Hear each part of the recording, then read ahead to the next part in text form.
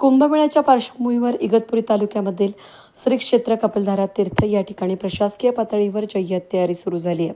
अमृत स्नानासाठी देशभरातून लाखो साधू महंत आणि भाविक या ठिकाणी हजेरी लावतात.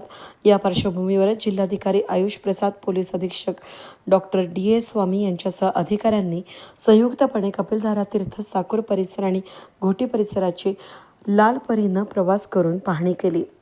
या संपूर्ण दौऱ्यादरम्यान सर्व वरिष्ठ अधिकाऱ्यांनी व्ही.आय.पी. गाड्यांचा बडेजाव बाजूला ठेवत विशेष म्हणजे सर्वसामान्यांची वाहिनी असलेल्या एस.टी. बसमधून प्रवास करत या परिसरातील रस्ते आणि वाहतूक व्यवस्थेची पाहणी केली. दौऱ्यादरम्यान कपिलधारा तीर्थाचे विश्वस्त कुलदीप चौधरी यांनी जिल्हाधिकारी आणि पोलीस प्रशासनाशी चर्चा केली. कुंभमेळ्याच्या काळामध्ये भाविक आणि साधू महंतांच्या वाहनांची प्रचंड गर्दी होत असल्यानं वाहतूक कोंडी टाळण्यासाठी कपिलधारा तीर्थावर सुसज्ज आणि मोठ्या वाहनतळाची व्यवस्था करण्यात यावी अशी मागणी करण्यात आली आहे. साधू महंतांच्या आणि भाविकांच्या बसेस त्याचबरोबर वाहनांना ये जा करणं सोपं जावं यासाठी रस्त्याचं रुंदीकरण आणि दुरुस्त्यांबाबत देखील चर्चा करण्यात आली.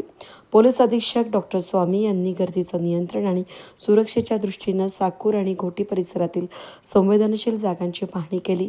लाखो भाविकांच्या दृष्टीनं पिण्याचं पाणी, स्वच्छतागृह आणि आरोग्य सुविधांचे नियोजन करण्याचे निर्देश जिल्हाधिकारी आयुष प्रसाद यांनी यावेळी संबंधित विभागाला दिले. वेद न्यूजसाठी प्रतिनिधी सतीश पुरोहित, इगतपुरी.